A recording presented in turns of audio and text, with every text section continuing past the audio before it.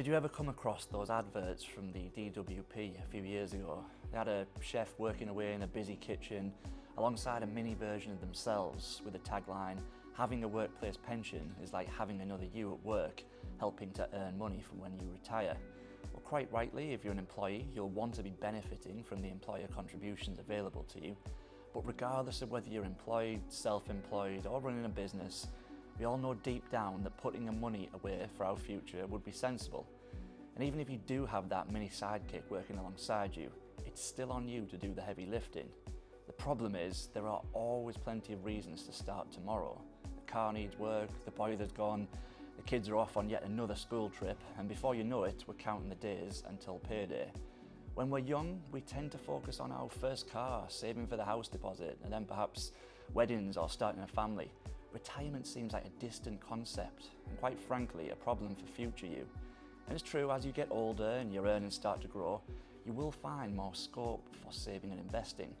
For a lot of us, it's likely we'll have this golden period in our 50s, 60s, where the kids have left home, the mortgage is repaid, and our earnings will be high enough for us to plough money into pensions like never before.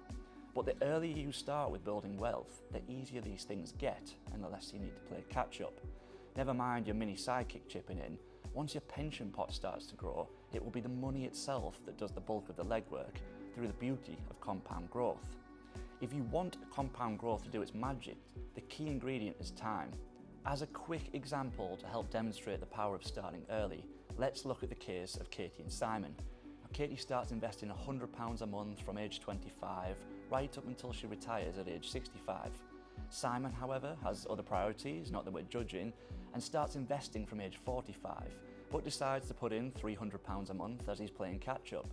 By age 65, Simon has invested £72,000, significantly more than the £48,000 paid in by Katie. Advantage Simon, right? Well, because Katie had the benefit of time on her side, her pot grew to £191,750 by age 65, whereas Simon's only reached £136,732 by the same age. Not only did Katie contribute less, but she ends up £55,018 better off than Simon, all with the power of time and compounding investment growth. This probably isn't even news to you. Trust me, I'm not the first to run through an example like this one here to drill home the importance of starting early with investing. But what lessons can we take from this? And what actions might we take given we know the power of starting to invest early? The main messages are the most effective pension contributions that you will make will be those in your younger years due to compounding the growth over time. If you delay investing starting later in life, you need to accept it will cost you significantly more with less time on your side. You will likely have more spare income later in your career, but don't put it off for too long, as the amount that you need to save then climbs exponentially. There are actions that you can take to make it easier on yourself. So firstly, as an employee, you certainly want to maximise any contributions that your employer is offering. Make the most of that mini you from the workplace pension ads. Secondly, pay yourself first. Make an investment in future you the top priority and that first item that comes out of your pay before you start spending elsewhere.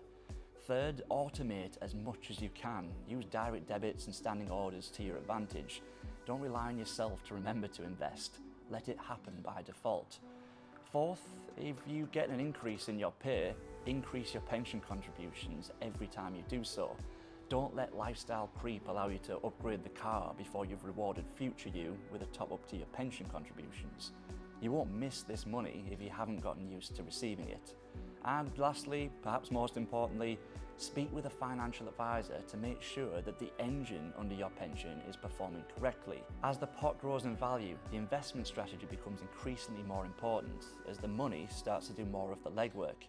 If you're wondering whether now is a good time to invest, the best time to invest was yesterday. The second best time is today.